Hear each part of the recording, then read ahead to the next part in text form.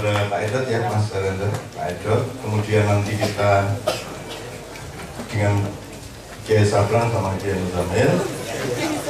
Kalau masih sempat kita boleh buka jawab dulu. Bismillah, insyaallah. Teman-teman semuanya, Assalamualaikum warahmatullahi wabarakatuh. Yang pertama-tama saya ingin berguru kepada ketiga adik-adik kecil yang saya amati dari tadi. Nggak ada ngantuknya sedikit pun, ya sedikit-sedikit agak merem-merem buatnya terus bubuk di sampingnya. Saya nggak tahu fenomena apa ini, Cak.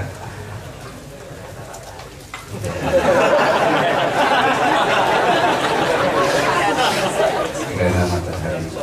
Saya sendiri juga mengalami hal yang serupa ketika saya di rumah biasanya sudah lelap jam-jam segini karena saya tidur kira-kira jam 10, jam 11 gitu.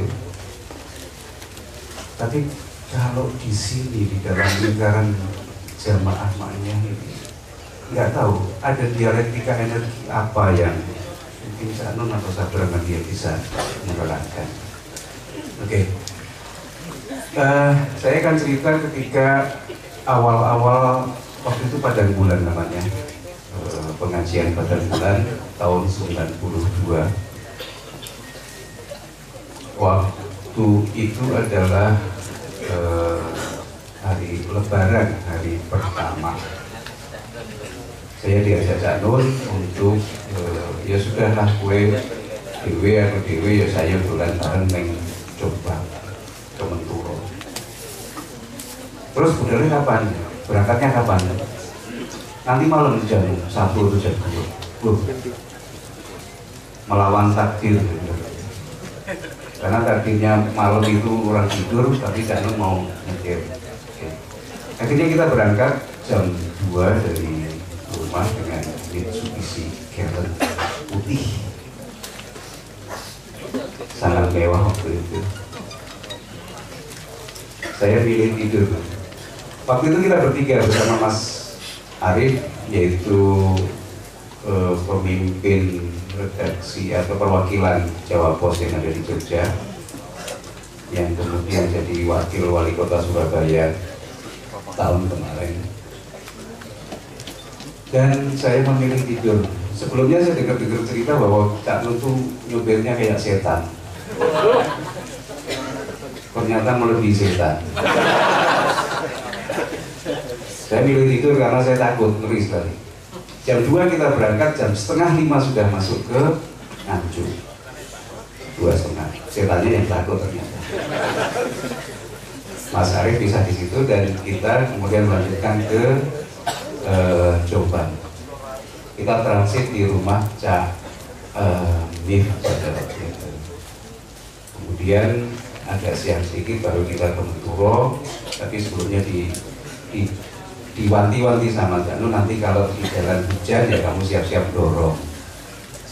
Karena akses menuju ke Menturo waktu itu masih sangat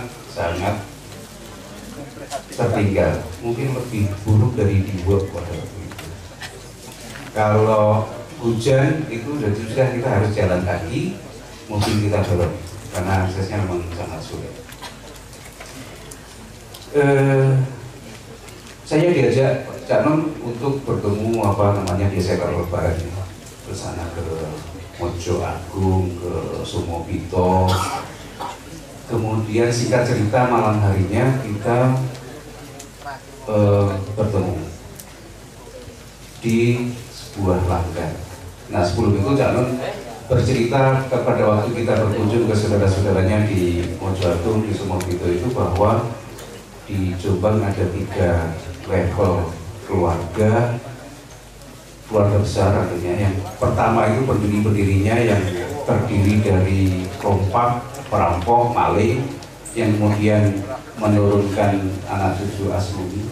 Dan mungkin bisa dikoreksi. Kemudian level kedua itu adalah mbah-mbahnya Cak Nun.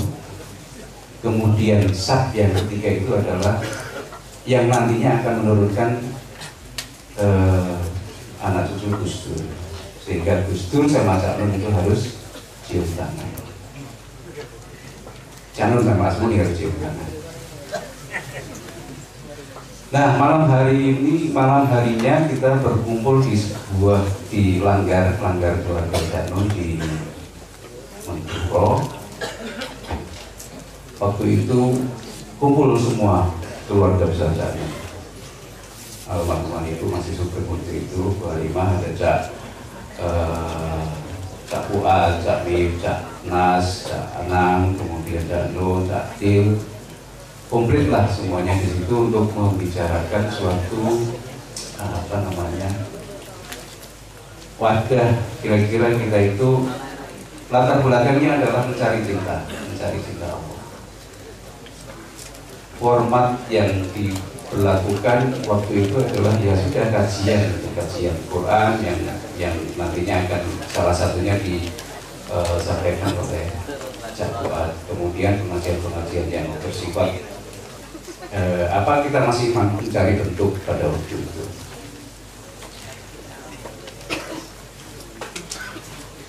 Baru terlaksana pada bulan depannya. Jadi waktu itu bulan Syawal, kira-kira bulan nasionalnya sekitar September Oktober, kalau nggak Oktober November, waktu itu tahun 92. Nah, mulai dari jamaah pada waktu itu kalau nggak salah sekitar 40, kemudian berkembang menjadi 100, kemudian 400, kemudian 5.000, kemudian sampai puncaknya sekitar 30.000-an dari segala macam penjuru Jawa Timur, Madura, bahkan ada yang nyebrang dari Makassar. Dari Jogja, saya juga beberapa kali nekat naik bis, kemudian sama Pak Guru Giri Praboso naik becak, ngajar, bukan becak namanya, karena ketika masuk kampung Menduro mau tidak mau harus luntur juga. Kita turun, kemudian beberapa rombongan, Mas Banar juga mungkin hadir malam hari ini, juga rajin pada waktu itu sampai akhirnya berkembang pengajian pada bulan ini. Nah,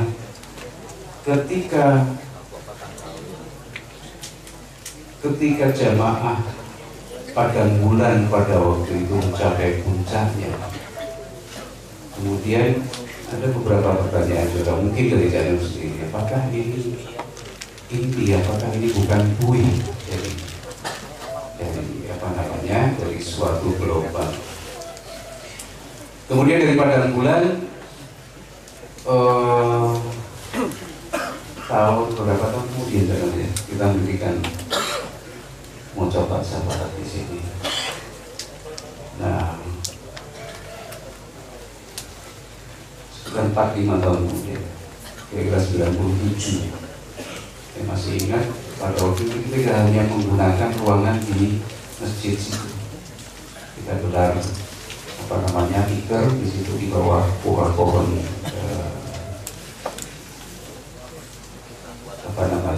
pohon bambu di situ. Nah, akhirnya berkembang dan singkat cerita bahwa kita sampai pada kondisi yang sekarang ini. Saya melihat tadi ketika saya masuk dari mulai pintu gerbang sampai ke rumah ini, saya buat beberapa frame fotonya yang menunjukkan bahwa Masya Allah demikian banyaknya jamaah Ma'iyah ini. Mudah-mudahan ini bukan suatu buih, tetapi ini adalah suatu kepadatan jamaah yang memang seperti yang Cak Nur bilang tadi, bahwa seperti dilem, bahwa Anda duduk, kita semuanya duduk di sini mulai dari jam 8 sampai akhirnya nanti jam 3 atau mungkin setengah 4, semuanya masih terjaga dalam kesadarannya masing-masing. Saya kira itu yang bisa saya berikan. Oke, sebelum kita ke Kiai Sabran yang Muzamil, dan sudah pasti yang tidak saya sebut itu adalah yang lebih utama.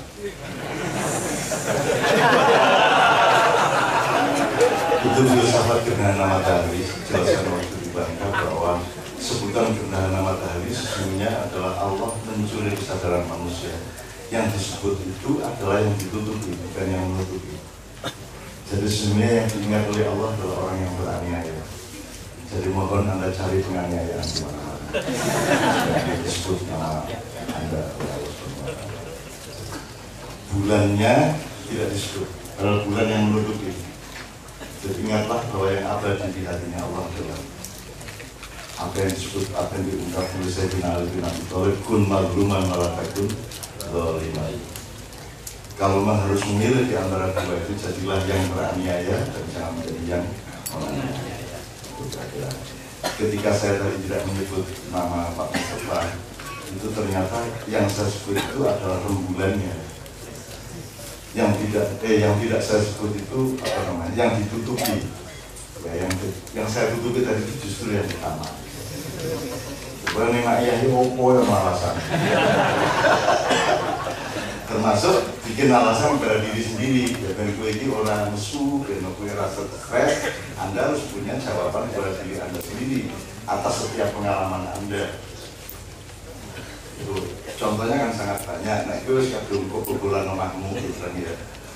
Umpamanya itu ya kita tinggal ngomong saya oke, ini saya bersedekah kepada malingnya kan gitu kan.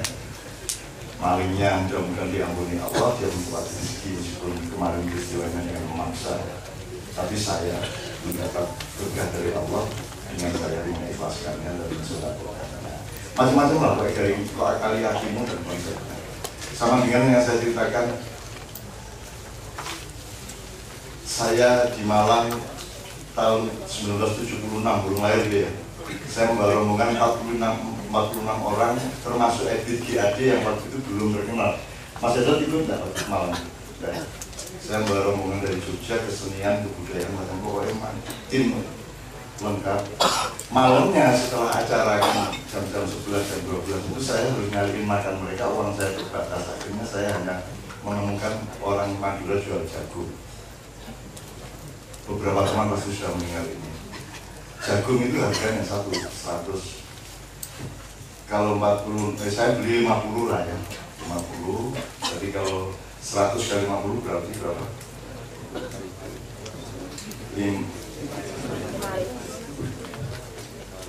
Oke lah, katakanlah harganya 10.000, saya cuma punya 7.000, gitu ya, katakanlah gitu. Jadi kalau saya mau beli lengkap harus 100.000, padahal duit saya 1 juta. Waduh, nggak cukup ya Pak duit saya Pak. Betul. Sama butuh berapa? 50 jagung, tapi duitnya cuma 70.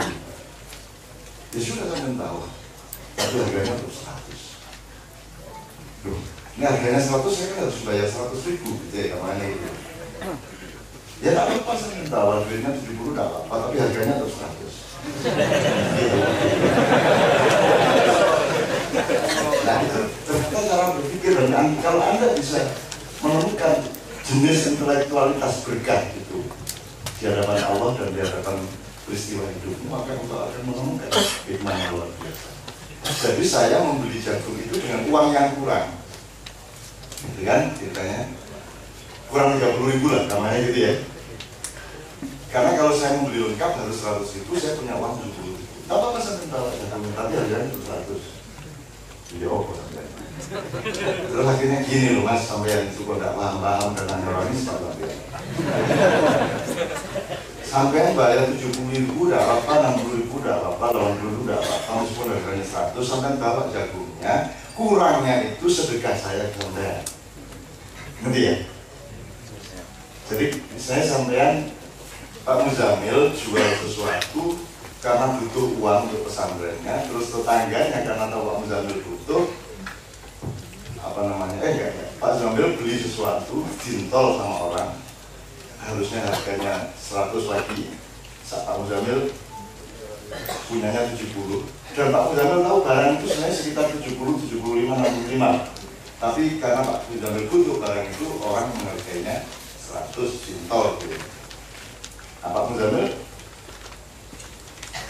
logika kearifannya seperti ini, Mas, Sampean akui dulu bahwa harganya 70.000. Sampean saya kasih 100.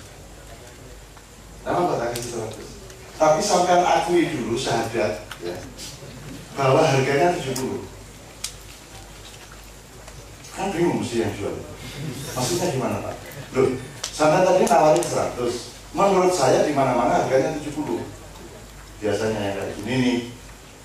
Gitu loh. Tapi sampai minta 100, oke saya kasih 100 tapi tolong diakui harganya 70. Nah kalau ada pengakuan dan keikhlasan harganya 70, maka yang 30 adalah sodakonya Pak Muzamil kepada penjual. Ini tiga. Jadi gue yang dicolong, ditolong, kayak pakai dari hatimu kok mas saya menunggui. Dan gue mesti ikhlas mesti lega hatimu kok lumayan ya udah. Aku harus tubuh barang harus sodako terang gitu. Gitu. Itu tawaran kecil tapi dalam hidup Anda itu mungkin akan ada seperti itu.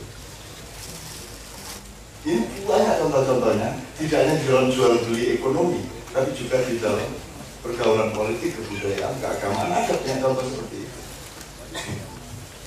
Nah ini nggak perlu saya perpanjang, tapi intinya pokoknya di Makiyah itu Anda harus, ini kan cari ilmu jelas ya. Nggak cari kekayaan, nggak cari dunia, jelas. Nah ilmu itu mudah-mudahan berguna untuk dunia Anda, kan gitu dong kan? Nah, apakah berguna untuk Indonesia, untuk umat manusia, untuk masyarakat luas? Kan kita harus cari terus, gitu loh mas. Makanya tadi Pak Edward menceritakan mengenai Jombang segala macam tadi itu dalam rangka kalaupun sampai saya meninggal, ya karena jumlah makna itu terjadi. Itu tidak berhenti maknanya, dalam arti orang tetap berijtihad dan orang itu pada suatu hari mungkin diberi petunjuk oleh Allah untuk mengumumkan sesuatu. Sebab sudah jelas organisasi tidak menjawab, ormas tidak menjawab, parpol tidak menjawab. Karena sudah mengenai Pancasila. Apakah Pancasila kelima itu kan goalnya kita berbangsa dan bernegara, yaitu keadilan sosial. Dan ternyata sudah Anda sendiri sama tujuannya sudah tidak konsisten. Anda kan carinya makmur bukan adil. Ya, padahal kalimatnya kan adil dan makmur. Anda kan nggak peduli adilnya. Anda boleh tidak adil asal saya makmur, betul nggak? Jadi Anda itu belum mencapai tujuan saja sudah menyelewengkan tujuan. Itu bahasa kita. Terus nggak tercapai, pikirannya nyeleweng. Sakit tuh gitu. Anda maunya makmur bukan adil. Kalau adil, orang apa pemanang sidik kan adil, ya kan? Orang mati suka apa pokoknya adil. Dan adil tidak ada sama manusia, adil kepada Allah. Allah mengatakan, ojo boleh pemimpin sing ngene, titik. Rasakannya. Urusannya adalah menyenangkan hati Tuhan supaya Allah enak sama Anda. Oh ini kalau ngene, rasa dipikir Gusti Allah gitu. Jadi Gusti Allah. Orang apa tuh rasa nyumbang iblis ambil bisa dari kereta cepat, ambil bisa nggak infrastruktur, kan gitu mikirnya kita. Asal bisa bikin kita makmur, asal bisa bikin orang punya kerjaan, kan gitu kan? Poinnya kan itu. Kenapa? Iblis kenapa kok ambil dari lainnya dulu? Kenapa nggak ambil Fir'aun? Fir'aun jelas memakmurkan rakyatnya sampai beratus-ratus tahun. Bahkan sampai hari ini masih menghidupi rakyat Mesir tadi sudah bilang. Gitu kan? Sampai hari ini masih menghidupi, jadi jariahnya Fir'aun itu dibanding dosanya Fir'aun kita itu. Jadi Anda jangan menghina-hina Fir'aun karena dia kalau soal urusannya hanya gemari pahlawan jinawi, itu gampang. Mending nyewa tuyul beres. Tuyul disebar di seluruh dunia menyolongi duit dolar, kalau urusannya cuma makmur materialisme, saya tidak anti materialisme, cuma dia tidak boleh jadi nomor satu. Maka dalam Islam ada baldatun thayyibatun, ada warudun. Ngapa beres negaramu ning Gusti Allah ngapura? Kan mending dunyane rapatnya apik, rapatnya hebat, rapatnya ciling ning Gusti Allah seneng. Kan gitu. Nah ini orang nggak berani berpikir seperti ini. Nyuwun sewu hidup saya kan cuma seperti itu. Orang apa-apa, orang jadi tokoh nasional, orang apa-apa. Kontak tokoh nasional saya gampang banget. Angger gue dari duit TV, dan tokoh nasional. Karena tidak ada parameternya. Sopo wae angger metu nang TV kok angger tokoh. Mulanya aku mau nang TV. Nah kalau ada TV saya sodako, kan begitu. Dan tidak boleh sodakonya di TV nasional. Dan nggak mungkin saya ILC kayak apapun, kami Ilyas nyerahin saya kayak apapun, nggak mau. Bukan apa-apa.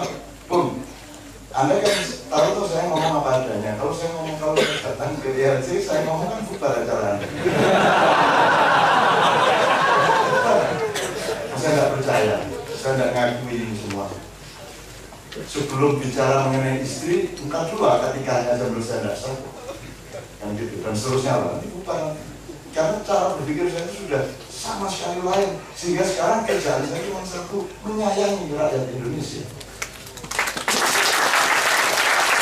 Kalau saya ngurus negara, belum tentu jalannya nggak ada. Maka makanya tidak saya tuntut untuk dandanin Indonesia dalam arti struktural dan konstitusional, karena semua seginya belum memungkinkan. Tapi mungkin asarul ma'iyah, jejak kaki ma'iyah itu nanti akan puzzling di masa yang akan datang, sehingga nanti manusia akan menemukan bentuk-bentuk yang tidak seperti sekarang.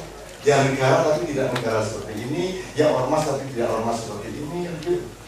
Saya tidak tega loh ngomong kayak K3 loh. Kalau saya ngomongin nanti bukan menyelesaikan masalah, malah nambah masalah. Gitu. Karena orang yang pendek badannya tidak mau dibilang pendek badannya. Orang yang kayaknya pincang tidak mau disebut dipanggil nanti jangan. Gimana nanti blok. Kagum. Meskipun justru gonku itu orang zaman dulu kan tepilan itu apa? Tepilan harus menggunakan ini Pak belong. Jadi sampai akhirnya itu disebut mak belong. Mati terus. Tapi itu kan karena kemesraan. Tapi kalau orang nggak kenal terus ngomong dari mana lu setiap mau terus ngomongin gitu, nggak bisa. Nah, jadi teman-teman sekalian, mudah-mudahan asar ma'iyah ini akan menemukan bentuknya. Kita belum ketemu sekarang. Tapi kita pasti tidak mau bikin orang, jangan nambahin. Makanya di sini apa ada ikatan, Sunni pasti ada. Tidak ada kan? Maknya pun boleh tidak ada, dan saya tidak mengikirkan maknya dimanapun, saya tidak. Saya tidak menyuruh ada ikut maknya juga tidak. Saya juga tidak bangga pada apa-apa kok. Saya bangga kalau saya berbuat baik itu toh, kalau saya cinta sama yang harus saya cinta, saya bangga. Bangganya juga kepada Allah, lumayan toh. Tapi tidak bangga kepada semua manusia, karena itu biasa.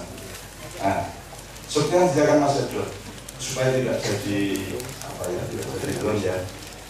Tidak level masyarakat Jombang itu maksudnya ada masyarakat Jombang asli yang nanti ada asmuni segala macam yang melahirkan logo Jawa itu masyarakat sisa Mojopahit yang tidak terima Mojopahit hancur, sehingga selama beberapa abad mereka menyimpan dendam itu, sehingga mereka hidupnya cenderung menjadi pengacau, menjadi preman, menjadi perampok, menjadi macam-macam. Kakek saya itu juga seorang perampok. Kakek saya yang dikawinkan sama kakek saya yang lain dengan nenek saya. Jadi bukan dari kakek turunan. Jadi mbahku itu ada. Ibunya ibu itu dikawinkan karo perampok. Perampok dicekel karo mbahku di sini, dikalahkan tanding kalah grafik gitu itu. Grafik karo judul dewi. Tapi itulah peristiwa Jombang itu. Nyun sewu, aslinya itu mereka orang-orang Mojopahit yang tidak ikhlas kepada proses sejarah Mojopahit, yang ada boyong negoro, Bagawangi teman itu, kemudian turunan para wali. Kalau di sana itu channelnya adalah Sayyid Sulaiman, ya segala macam, yang kemudian dikawal oleh Bangkut, dikawal oleh para aulia di sana, wali kutub dan semuanya. Nah itu adalah orang-orang yang dimintai tolong untuk menakutkan para preman ini, para perampok ini. Karena ini gangguin terus. Daerah Jombang itu pokoknya boleh semua kayak. Anda tahu kok, semua yang aneh-aneh dari Jombang. Ono sing mutilasi dengan tenang lagi. Ono terus segala macam yang aneh. Anda tahu Abu Bakar Bashir ya Jombang, Gomblo ya Jombang. Oh ngari Jombang. Tak bisa. Terus ono dulu cuma. Terus ono kaji sapa sing nurut sawate? Kaji nurut gitu. Ono wani nurut mau kaji sing dan ya.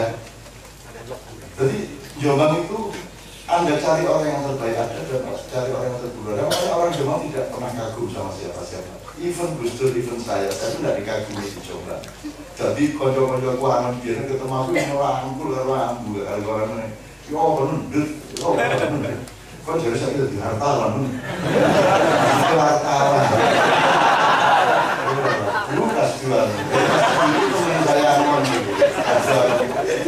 Kasih jual apa kerja saya anon terus. Nek sing kocok nudusku kasnati. Nek markesor itu gak tahu anon, markesor bagian gelut. Markesor itu bagian jubeng. Jadi aku nek awan-awan pas angon pas kotoko buat gede terus saya merumahmun tiba nonang dodoku. Wow. Loh, jadi dia latihan jubeng itu terus aku yang jalan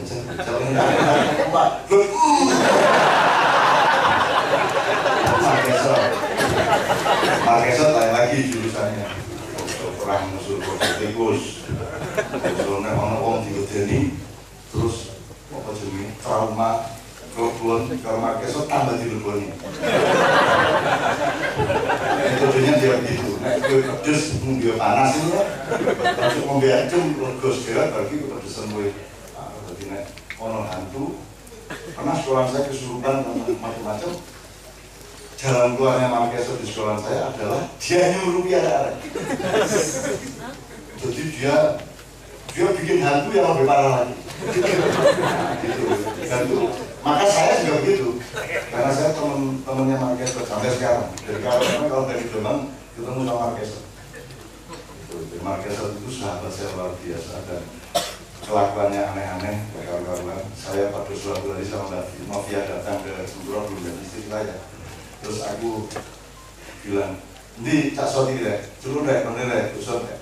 Terus dipanggil, terus dijemput sama adik saya. Markesor itu di sini ada tali mas. Di kantong ini kan ada tali kecil loh. Kantong di gudang dia mau bawa. Apa sih kantong ini? Aku kan ini jemput untuk kok celur rek.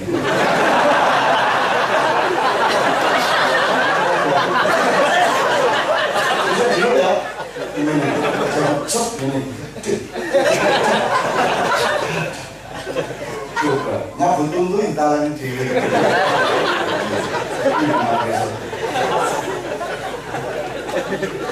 Banyak sekali peristiwa-peristiwa yang aneh-aneh seperti itu. Jadi orang Jombang itu gitu loh, ya. Makanya tidak ada yang dikagumi. Gus Dur tidak kagum, saya juga tidak kagum. Saya itu jadi orang terkenal pertama itu tahun 70 mas. Aku kordang aku. Tahun 70, bangun terus saya remaja paling kreatif nasional. Aku umur 17 tahun. SMA, lalu Gus kondang raka-raka. Apa sih nggak suka ini?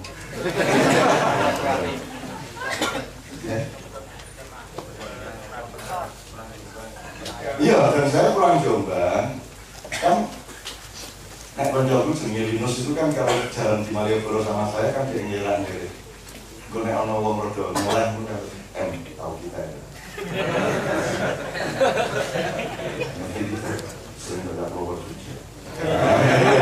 Orang dengan properti yang kabar saya sering di situ. Di GR itu aku bali menturai. Kalau ono om aku, menghormati wah Jombang bagi aku sadar. Saya dulu bikin padang bulan dengan kesadaran itu, jangan GR di Jombang karena di Jombang tidak ada orang takut sama siapa-siapa. Gus Dur jadi presiden, Kiai Kanjeng pengajian di Jombang. Aku ket maju gurung assalamualaikum, ket maju. Cak nyuwun sewu nggih, wong itu bondo. Nyuwun sewu nggih iki kula murung-murung nggih, kula terus terang iki kula. Nyuwun sewu Gus Dur kok ati cek sing iki. Terus presiden kok ono.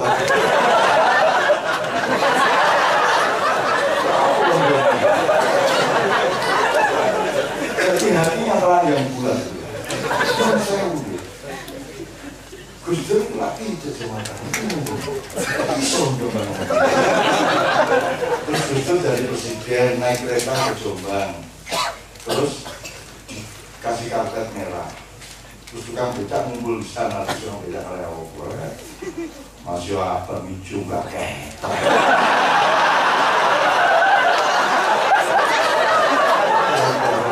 Udah sama kalian dari Bupati di Jombang juga susah. Naik mobil di perapatan dalam gaya, ini masih bupati, nggak usah mulu tak mulu. Akhirnya Pak Yanto itu bupati dulu itu naik Vespa dia balikan. Susah jalan, aku nganggo mobil susah, aku pas di perapatan itu saya melihat ada bulan ini bupati, ibu lihat. Udah gitu, dari orang Jombang nggak punya level, nggak ada level. Jadi ibu saya kalau bupati desa saya itu baru ngomong 2-3 kalimat, ibu saya langsung, Pak, pun macam-macam sama ngomong keliru kan ibu. Betul orang itu betul.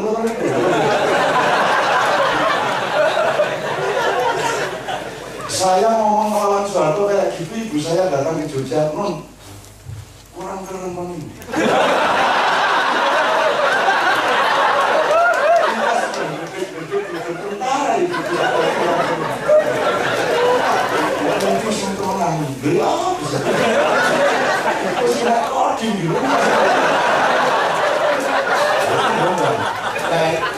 Jadi Jombang itu kayak gitu, makanya di sana tidak bisa subur, makmur, hebat itu tidak bisa, semua raja. Kalau cocok satu sama lain, kalau sing khotib aku mau, pengajian mau. Jadi aku belum mengerti, makanya maknya jadi kayak gini, karena saya kapok sama pengajian yang kayak gitu. Awalnya di bulan musuh wong Jombang, jemek seperti pantomin.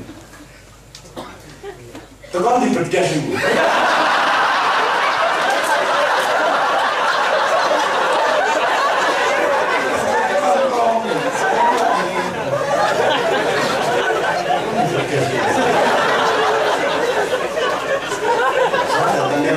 Dari Jogja, kait 10 menit, terus yang dibalik mau pakai angin, paling ngilu ibu, nyawa gede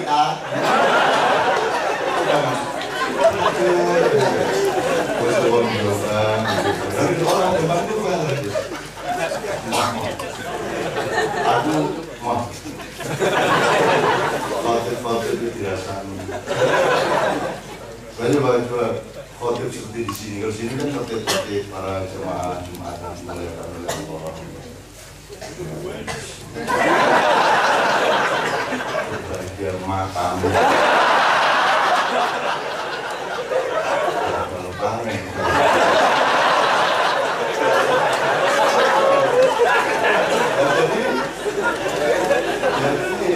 Jadi gini, jadi pokoknya ini orang Jombang asli seperti itu, nah karena kami harus menggarap orang Jombang, buyut saya itu, maka kita juga menyesuaikan diri.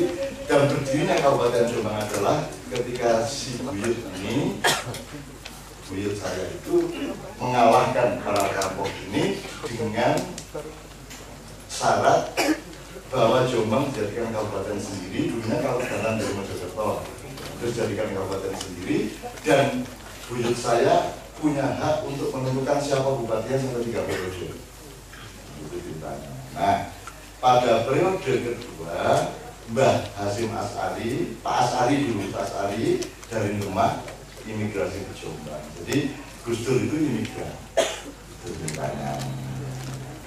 Jadi kita yang beber kloso sudah kita beresin, dapat alas, preman-premannya udah sopan-sopan semua, ditanggil oleh kloso, silakan Pak Asy'ari hadir, baru punya anak Pak Hasyim, nyantri di pesantren Selawe dan seterusnya, itu ceritanya. Jadi alhamdulillah karena saya orang Jombang, saya mengalami kesengsaraan menghadapi manusia Jombang, maka saya membawa hasil kesengsaraan itu menjadi maknya yang seperti ini. Jadi maknya tidak ada feodalisme, makanya